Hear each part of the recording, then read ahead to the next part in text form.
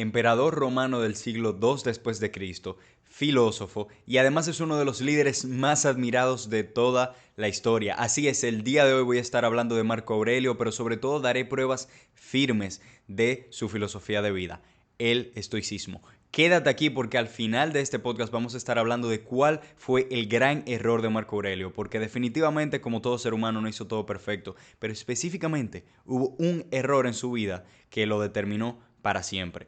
Y como siempre, señores, tenemos un vinito, ya ustedes saben aquí.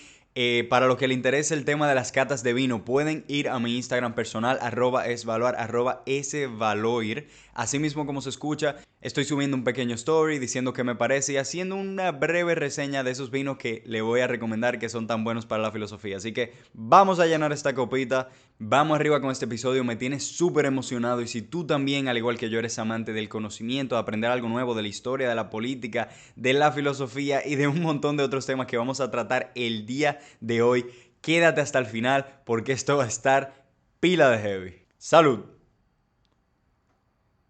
Excelente.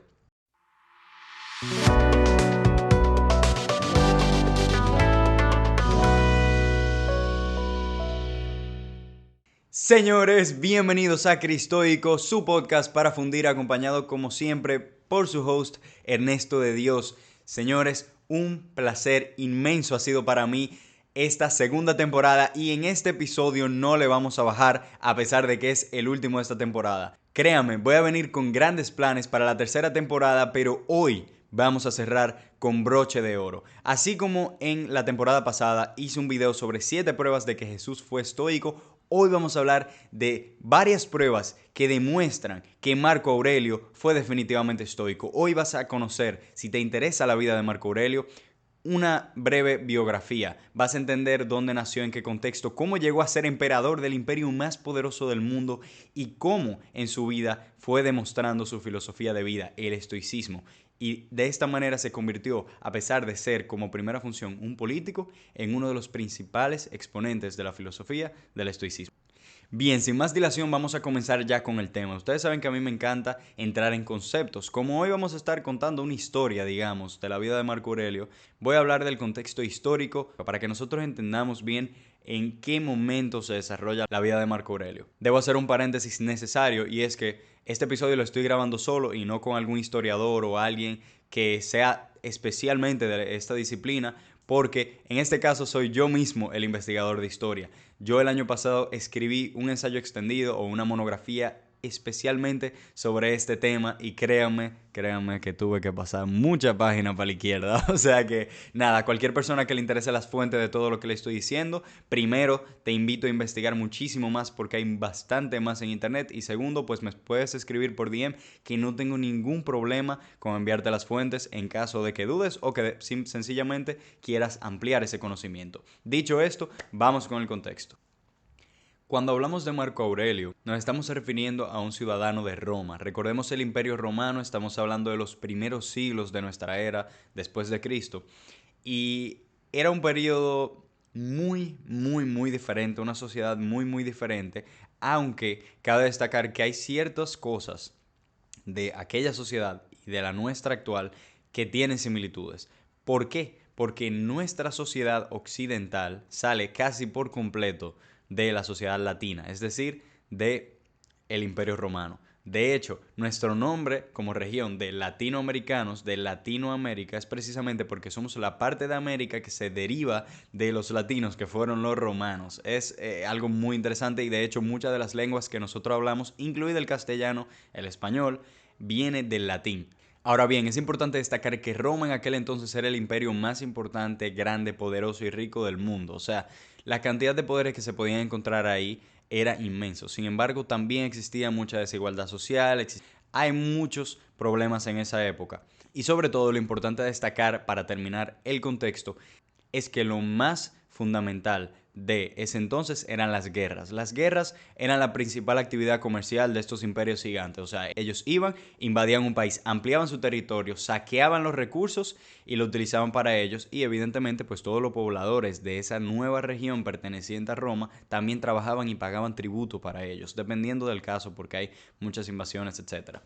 Pero cuando adoptaban una provincia funcionaba de esa manera. Más adelante ustedes se van a dar cuenta por qué es tan relevante el tema de la guerra. Y también para entender el sistema político, un emperador, para que alguien lo sucediera, es decir, para que alguien fuera después de él a gobernar, no bastaba con que estuviera en su sangre. De hecho, no era nada común, para nada. De hecho, incluso se podía ver mal si el heredero al trono del imperio era el hijo biológico del emperador. En ese caso lo que hacían era adoptarlo. Y ese entonces era su hijo adoptivo y por eso heredaba. Era más o menos monárquico, pero definitivamente requería el emperador tener ciertas habilidades o conexiones importantes con la política.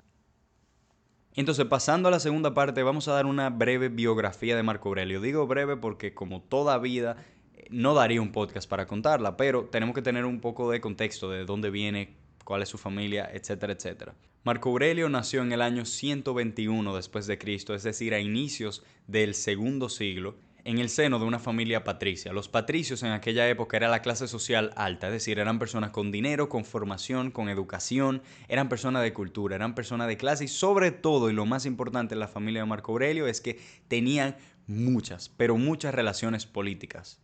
De hecho, si se ponen a investigar el árbol genealógico de Marco Aurelio, se darán cuenta de que alrededor de él había muchas personas de buena importancia política. Algo muy importante en la vida de Marco Aurelio es que su padre murió cuando él tenía como 3 años de edad solamente y como todos los niños tenían que tener el nombre de un padre por encima, es decir, tener un padre aunque fuera adoptivo, su abuelo adoptó entonces a Marco Aurelio, a su nieto, mientras que lo criaba su madre, Domicia Lucila, muy conocida y muy relevante e importante en la vida de Marco Aurelio. ¿Por qué lo digo? Porque Domicia Lucila era muy conocedora de la cultura griega, le gustaba mucho la cultura griega y probablemente había estudiado tanto el idioma como algunas de las corrientes filosóficas, porque recordemos que, sobre todo en aquella época, pero siempre, la lengua está muy relacionada con la cultura, con las tradiciones y sobre todo con el conocimiento también filosófico. Entonces, por ahí va creciendo este niño Marco Aurelio en una familia buena, en una familia noble, de buenos recursos. Algo crucial en la vida de Marco Aurelio es que desde que era niño siempre fue descrito como un niño solemne y muy maduro. Es decir, él era muy maduro para su edad. En vez de un niño estar correteando y haciendo disparate, lo más probable es que Marco Aurelio estuviera escuchando cosas para aprender y estuviese repitiendo acciones de personas que eran ejemplo para su vida.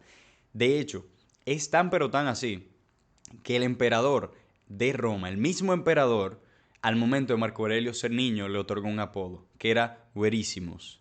Verissimus significa el más sincero. Y esto era un juego de palabras con el apellido de la familia. El apellido de la familia de Marco Aurelio, a pesar de que su nombre ahora es conocido como Marco Aurelio, era Vero. Vero significa verdadero o verdad o sincero. Entonces Adriano tomó al niño y jugando con ese apellido familiar le dijo Verissimus. Es decir, el más sincero. No solamente uno de la familia, sino el mayor, a pesar de que él era solo un niño. Es muy importante aquí decir entonces que Adriano ya le había echado el ojo a Marco Aurelio desde que era un niño. Nuevamente digo, por conexiones familiares. Hay que tomar en cuenta también la sucesión de los emperadores romanos. En esa época reinó Adriano, le siguió Antonino Pío, le siguió entonces Marco Aurelio. Bien, entonces continuando, sé que algunos se podrán preguntar entonces si el apellido de la familia era Vero, que de hecho el nombre de nacimiento de Marco Aurelio es Marco Annio Vero, no tiene nada que ver con Aurelio, entonces ¿qué sucedió aquí? No se conoció hasta que él tuvo 18 años de edad. A partir de sus 18 años comienza ya su vida en una mayor importancia. Y todo esto me estoy brincando todo el periodo de formación educativa que él tuvo, que fue muy importante porque se educó con varios maestros, tanto romanos como griegos, y aquí pudo aprender mucho, pero muchísimo. Estamos hablando de artes, de deportes, de filosofía, de matemáticas. Le daban una formación muy personalizada y muy completa porque eran personas con recursos que lo podían pagar. Entonces Marco Aurelio, alcanzando la mayoría de edad, es adoptado por Antonino Pío por orden del mismo Adriano, que como dije ya le había echado el ojo a Marco Aurelio. Antonino Pío lo adopta, que recordemos que Antonino Pío fue el siguiente emperador y el que fue antes de Marco Aurelio, y entonces de esa manera Marco Aurelio se volvió parte de la familia antonina por adopción, no por sangre, y se le comenzó a conocer como Marco Aurelio o como Marco Antonino, que también lo podemos encontrar en varias fuentes. O sea, aquí lo que podemos aprender con esta breve biografía, por lo menos, es que Marco Aurelio prácticamente estaba destinado a heredar este gran imperio. Y no era nada más porque venía de una buena familia, porque muchos patricios podían haber llegado ahí, sino porque desde que él era un niño, y aún tomando en cuenta la posición en la que estaba, de que no tenía un padre, sino que lo tuvieron que adoptar y andaba con una madre, no necesariamente era lo perfecto, pero sí fue idóneo para que Marco Aurelio se formara como Verísimos, como el más sincero, como el más honesto y el más apto, por ende, para suceder el trono del mayor imperio del mundo. Entonces digamos que me estoy brincando una buena parte de su vida, pero lo que sucedió después de que fue adoptado fue sobre todo periodos de formación. Evidentemente él trabajaba y se relacionaba mucho en ambientes políticos, pero sobre todo se formó por voluntad propia en filosofía clásica. Era excelente en oratoria, era excelente en retórica. Entonces ese tipo de habilidades de liderazgo y al mismo tiempo mezclándolo entonces con la filosofía que más le atrajo, que fue la estoica, lo volvieron aún más apto para suceder el trono, que él llegó a tomar entonces en el año 161. Entonces a los 40 años se vuelve emperador, sí, todo bacanísimo. ¿Qué sucede? Que ahora venimos con la primera prueba del estoicismo de Marco Aurelio. Señores, Marco Aurelio, por si no lo sabían, no fue emperador él solo en un inicio. Su hermano adoptivo, Lucio Vero, como emperador adjunto. Eso fue algo súper llamativo, eso fue algo probablemente muy dramático para el momento y sobre todo, ¿por qué digo que fue un reto estoico y algo que prueba el estoicismo de Marco Aurelio? Porque él lo hizo en nombre de la justicia, no porque le convenía, porque a nadie le conviene económicamente, ni socialmente, ni nada dividir un imperio, y tampoco porque le convenía porque Lucio Vero iba a hacer un buen trabajo, sino porque era justo, porque Lucio Vero era hijo adoptivo también de Antonino Pío. Y yo necesito que ustedes entiendan cuál era la situación en este momento. O sea, era una locura la situación en ese momento. Teníamos a dos personas que eran hermanos adoptivos, pero totalmente opuestos de personalidad, gobernando el imperio más grande del mundo. De verdad que no tenía ningún sentido. Si Marco Aurelio podía ser descrito como una persona madura, reflexiva, filosófica y líder, un estoico, entonces Lucio Vero era una persona dedicada a los placeres, que era muy salido de sus carriles, que hacía grandes regalos, despilfarraba muchísimo dinero, podría ser perfectamente descrito como un hedonista. Entonces tenían perspectivas totalmente opuestas, tomando en cuenta que el estoicismo no necesita de lo material, no es que lo aborrece, pero entiende que no es necesario, y el hedonismo, lo que busca es el placer, porque confunde el placer con la felicidad. Y eso era lo que hacía Lucio Veros. Eso sí, cabe destacar que a nivel físico, él era un hombre fuerte, corpulento y al mismo tiempo un gran general de guerra. Para eso era lo único que servía, por lo menos con la investigación que yo hice. Y lo más interesante, recordemos que Marco Aurelio dejó solamente un escrito, que son sus meditaciones, que he citado en numerosas ocasiones, y él escribió en los últimos años de su vida, ya con alrededor de 60 años. Entonces aquí él comenzó a gobernar con 40 y a los 60 años en sus meditaciones, oigan lo que él escribió luego de haber tenido muchísimas dificultades con su hermano Lucio Vero. Dice: hermano capaz, hablando de Lucio Vero, por su carácter, de incitarme al cuidado de mí mismo y que a la vez me alegraba por su respeto y afecto.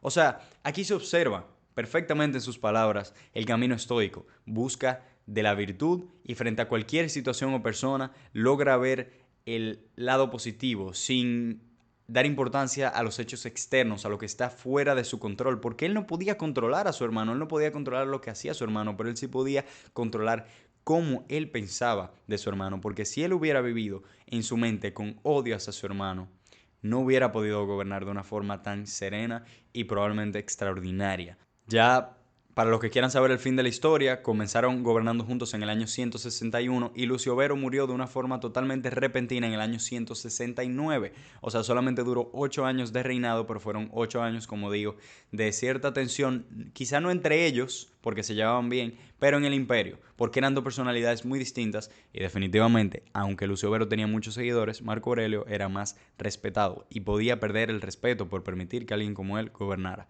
Y nada, sencillamente se sabe que se preparó un noble funeral y fue el hermano de Marco Aurelio llorado en su tumba. De hecho, Marco Aurelio dice que lloró en su tumba. O sea que se mantuvo noble, se mantuvo siendo bueno, mantuvo sus principios hasta la muerte de su hermano. Vamos ahora con la segunda prueba de que Marco Aurelio fue definitivamente un estoico, y es que una de las grandísimas, si no la más grande dificultad que tuvo Marco Aurelio en su imperio fue la infame peste antonina. Señores, yo sé que no es tan conocida como, qué sé yo, la peste negra o el mismo COVID-19 que acabamos de vivir, pero la peste antonina fue una de las plagas más letales de la historia. Le voy a dar algunos de los números que yo investigué para que ustedes entiendan la letalidad de esta plaga. Señores, se calcula que la tasa de mortalidad ascendía hasta un 10% en la península. Y todo eso sin contar con las provincias fronterizas repletas de soldados y ciudadanos caídos, que eran los que más morían, los soldados y todo eso. En estas provincias fronterizas, es decir, no Roma, sino lo que se encontraba en la frontera, lo que más estaba en guerra, la mortalidad alcanzó hasta un 15% de la población. Estamos hablando de que, yo no estoy hablando de la tasa de mortalidad, es decir, de la cantidad de personas que mueren que ya han sido contagiadas por el virus. No, no, no, no. Yo estoy hablando del total de la población que fue muerta por esta plaga. Esto se compara con la peste negra o con la gripe española del siglo XX. Señores, estamos hablando de, como dije, una de las enfermedades más letales. La cantidad de muertos, tan solo contando a los ciudadanos romanos, porque hay muchísimos otros ciudadanos que no eran contados para los sistemas públicos, se promedia en unos 4.25 millones de personas. Ya hoy en día que mueran más de 4 millones de personas es una barbaridad, pero imagínense en aquella época que la población total no era para nada la que tenemos hoy en día. Y eso es un imperio que tenía una extensión inmensa, rodeando todo el Mediterráneo, prácticamente de toda Europa también. Estamos hablando de una peste que diezmó la población. Algunos se preguntarán, ¿cómo llegó esta peste entonces al imperio? Porque no apareció de la nada, así como el COVID, por ejemplo. Se dice que llegó a través de la guerra, eso es lo más probable. Ya alrededor del año 165, 166, los partos invadieron Armenia, que era una provincia romana, y luego de esa guerra, a pesar de que los romanos terminaron por ganar, desarrollando una increíble estrategia, los invito a investigar, les dejaron algo que fue mucho más letal que la guerra, que fue entonces esta peste antonina. Esta peste antonina también se conoce como peste de Galeno. ¿Por qué? Porque Galeno, y sé que muchos reconocerán al médico, es uno de los médicos más prestigiosos, reconocidos de toda la historia, y fue precisamente el médico que investigó esta enfermedad, que trató a muchos pacientes de esta enfermedad y que trató al mismo Marco Aurelio. Es decir, él era el médico personal del emperador de Roma, y por eso es tan famoso, además de que logró muchísimos avances para la medicina de la época. ¿Y por qué digo que él supo mantener el estoicismo? Porque no existe, por lo menos que yo conozca, ninguna prueba que hable de que Marco Aurelio salió de sus carriles. Más bien, en sus meditaciones, ya finalizando su vida y aproximadamente por esa misma época fue que acabó la peste. De hecho, se dice que Marco Aurelio pudo haber muerto. Estaba enfermo, pero se dice que pudo haber muerto por esta misma peste. Entonces, incluso con todas esas cosas, Marco Aurelio escribe en sus meditaciones citas como: en ninguna parte un hombre se retira con mayor tranquilidad y más calma que su propia alma. Y eso era él, enfermo. Luego voy a hacer una cita también de meditaciones que me parece excelente para poder avalar esto que yo estoy diciendo de la peste antonina, respecto a la actitud de Marco Aurelio.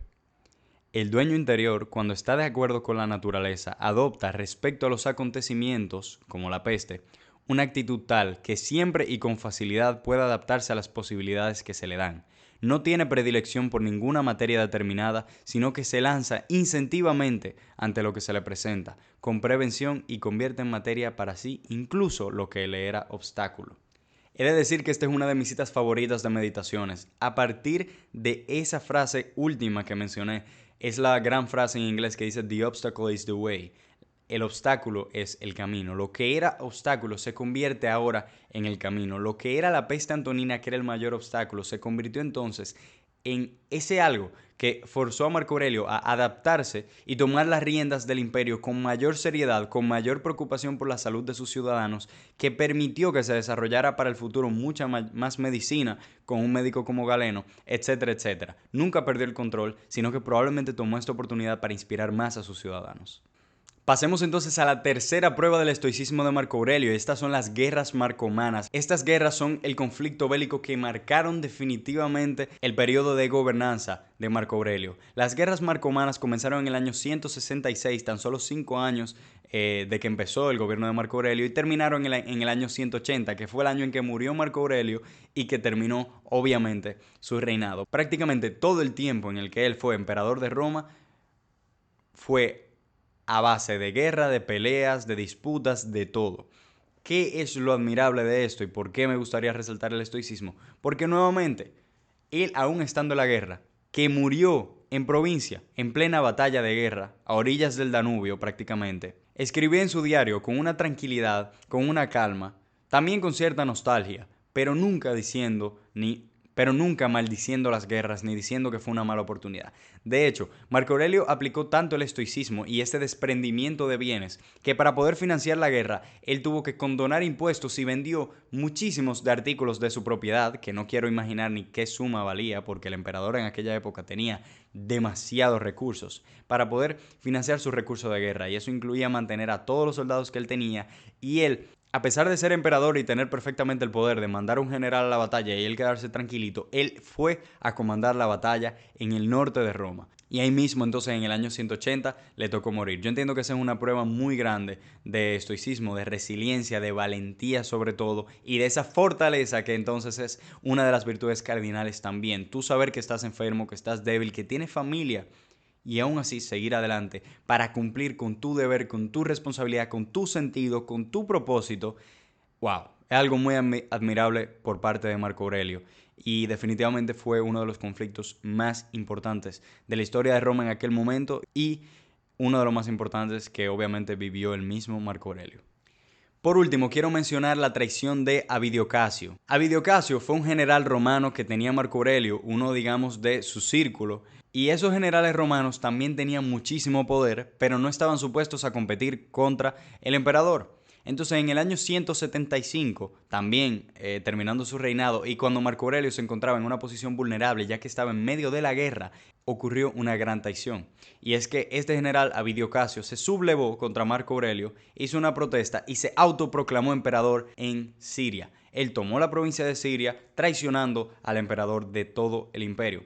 Obviamente esto fue un golpe brutal para la confianza de Marco Aurelio, y esto no lo estoy especulando yo, es de las cosas que he investigado.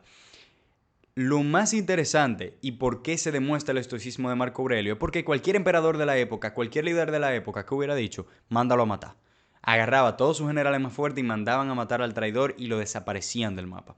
Marco Aurelio nunca mandó eso. De hecho, no hay registro de ninguna reacción negativa por parte de Marco Aurelio cuando recibió esta traición. Pero él no se mostró indiferente. Él intentaba abordar el caso. Pero ¿por qué sabemos que entonces no iba a asesinarlo? Porque mientras él ya estaba preparando un plan y diseñando cómo podía resolver esta situación, unos soldados asesinaron a Avidio Casio, ellos mismos, por fidelidad al emperador Marco Aurelio, y le llevaron la cabeza a su palacio. Es decir, le llevaron la cabeza de Avidio Casio, el soldado traidor, a Marco Aurelio como si fuera un trofeo. Y en aquella época eso no era nada raro. En aquella época era lo más normal del mundo. Y de hecho, muchos de los reyes y emperadores y personas en cualquier cargo de autoridad tenían como algo de orgullo cuando le traían la cabeza de alguien que lo había traicionado. Y usualmente le pagaban grandes sumas de dinero al soldado o le concedían favores, entre otras cosas. Sin embargo, para observar el estoicismo y también la moral de Marco Aurelio, él no estuvo de acuerdo con esa acción. Más bien, él le reclamó a los soldados diciéndole que él nunca había ordenado la ejecución, por lo tanto había sido una falta a la confianza que le tenía el emperador a dichos soldados. Pero para ir más allá todavía, no solamente basta con que el emperador dijo no está bien que ustedes lo hayan matado, sino que él tampoco culpó públicamente a los soldados. Tampoco los ejecutó, tampoco los condenó, ni siquiera lo metió preso. Más bien, él optó por perdonar a los soldados y ocultar sus nombres. Eso es impresionante. O sea, Marco Aurelio, viendo toda la situación que se le estaba ocurriendo y se le podía caer el imperio en las manos con una traición de esas, unos soldados lo matan y él, por su moral, por su ética, decide, primero, afirmar que él no estaba de acuerdo con esa ejecución. Pero segundo, tampoco criticar ni condenar públicamente a los soldados que lo hicieron, sino ocultar sus nombres y apartarlo de la situación. Así nadie salía culpable y se podía mantener el curso de las cosas. Es una jugada política muy interesante, digno de estudiar, pero también que demuestra una buena parte de su estoicismo. Ya con eso terminamos las pruebas del estoicismo de Marco Aurelio y vamos a pasar ahora a ese grave error y también gran misterio que cometió Marco Aurelio en su vida. Y por aquí es importante aclarar que estoy siendo muy reduccionista. Como dije, en un solo podcast yo no puedo hablar de toda la vida de Marco Aurelio, así que les exhorto nuevamente a que investiguen por su parte cualquier episodio de su vida que le haya interesado. Y evidentemente, si hablamos de filosofía per se y me meto en estoicismo per se, podríamos extraer mucho más jugo. Yo me estoy limitando a contar lo que sucedió y decirles que él actuó con base en su filosofía de vida, que era el estoicismo. También decirle que si han llegado hasta aquí, por favor recuerden suscribirse al canal, darle like a este video, compartir, comentar, señores. Cualquier cosa la agradezco. Me encanta cuando interactúan conmigo, cuando me dicen sus opiniones, qué le pareció este podcast. Y nada, también recuerden que me pueden seguir en redes sociales como @cristoico_podcast en TikTok e Instagram. Y en Instagram mi red personal @esvaloir, @svaloir. Y ahí pueden ver también las catas de vino y muchas otras reflexiones que hago, algunas también relacionadas con el estoicismo. Entonces, yo sé que lo tengo intrigado. ¿Cuál fue ese grave error, ese misterio que cometió Marco Aurelio a finales de su vida? Fue la sucesión del siguiente emperador. Como dije al principio del episodio, la costumbre en aquella época no era que el hijo biológico sucediera a su padre, sino que el emperador debía adoptar a alguien apto para el cargo para que se encargara de mantener el imperio. Pues resulta que según el historiador Edward Gibbon, con la muerte de Marco Aurelio terminó el periodo de oro de Roma. ¿Por qué? Porque quien lo sucedió fue su hijo Cómodo. Es decir, él decidió nombrar como emperador, ya cuando estaba a punto de morir, a su hijo adoptivo Cómodo, cuando él tenía solamente como 18 años, que no estaba preparado para nada, que está descrito en la historia que su carácter era muy débil, que era un hombre afeminado, que era un hombre impulsivo hasta cierto punto, que era incompetente, que era incapaz para gobernar un imperio y mucho menos hacerlo como lo hizo su padre. Entonces, realmente nadie sabe por qué lo hizo Marco Aurelio.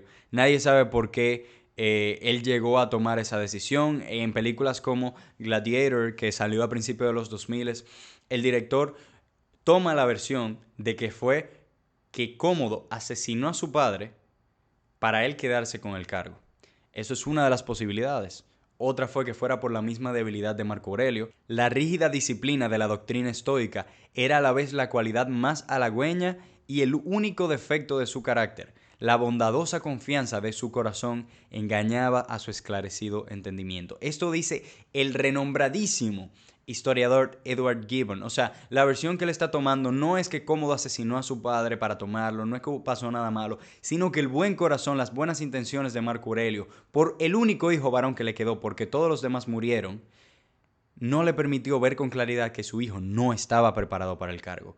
Quizá tuvo demasiada fe, quizá tuvo una fe ciega. Cometió un grave error y definitivamente el error que más pesó en su vida. Porque aunque son muchísimas las causas del decaimiento del Imperio Romano, según este historiador, repito, comenzó con la sucesión de Cómodo. Y para dar un sneak peek, Cómodo fue terrible como emperador, fue un tirano, asesinó a muchísima gente, fue totalmente a lo contrario a lo que hizo su padre, fue totalmente anti-estoico, él fue un abusador de su poder, no estaba preparado para el cargo, como dije, era incompetente y terminaron por asesinarlo los mismos líderes que lo rodeaban, porque no podían aguantarlo. Entonces, ¿cómo uno se explica que Marco Aurelio, que desde pequeño lo vieron como un joven noble, como Verísimos, que el emperador de la época, o sea, el gran emperador, le echó el ojo, que luego fue adoptado por Antonino Pío, que fue uno de los mejores emperadores, una persona noble, una persona buena, que luego enfrentó tantos desafíos en su vida personal y en su vida como emperador y como filósofo, y siempre supo salir adelante? ¿Cómo? ¿Cómo él no pudo ver que esto era una mala decisión? Nadie lo sabe, es un misterio y probablemente para siempre lo será porque no se han encontrado todavía más documentos que puedan aclarar esto. Hay autores que deliberan al respecto, hay autores que dan ciertas versiones que especulan, pero no se sabe a ciencia cierta. Y aquí antes de terminar, algo importante de decir es que si bien yo hablo del estoicismo como algo muy admirable y hablo de Marco Aurelio como alguien muy admirable y definitivamente uno de los personajes históricos que más yo admiro y que más tengo como guía, el estoicismo tiene dos peligros fundamentales que ya comenté una vez en un podcast, pero me gustaría resaltarlo. Y hay que tener mucho cuidado con eso. Es decir, a la hora de nosotros estudiar el estoicismo no debemos caer en eso. Y estos dos peligros son conformidad y el otro es indiferencia. Conformidad por un lado, que yo no me quiera mover, que quiera dejar que todo fluya y que no aspire a más cosas en mi vida, que no tenga ambiciones y por lo tanto me quede estancado. Y por el otro lado, indiferencia, que me deje de importar la gente. Estoicismo a nivel filosófico, como lo enseñaba la escuela filosófica y sobre todo con el gran ejemplo del último gran estoico que fue Marco Aurelio, de la antigüedad, no se trata de dejar de lado los sentimientos, de suprimir las emociones y de quitarse las pasiones. Al contrario, se trata de uno asimilar todo eso, pero permitiendo de una manera fría y con la razón que esas pasiones no me dominen a mí, sino que sea yo mismo el que me domine a través de mi razón y bueno, eso entre muchas otras creencias estoicas. Señores, este ha sido un podcast impresionante. Espero no haberlos aburrido. Al que le interese tanto como a mí el tema del conocimiento, fundir y todo eso, sé que le habrá encantado también este episodio. A mí me parece fenomenal. Acabo de hacer con ustedes prácticamente un ensayo hablado. Y bueno, espero que le haya gustado por lo menos esta parte de la argumentación. Intenté hacerlo para que no fuera tan aburrido, básicamente contando una historia, contándoles los hechos y para que ustedes sobre todo investiguen más.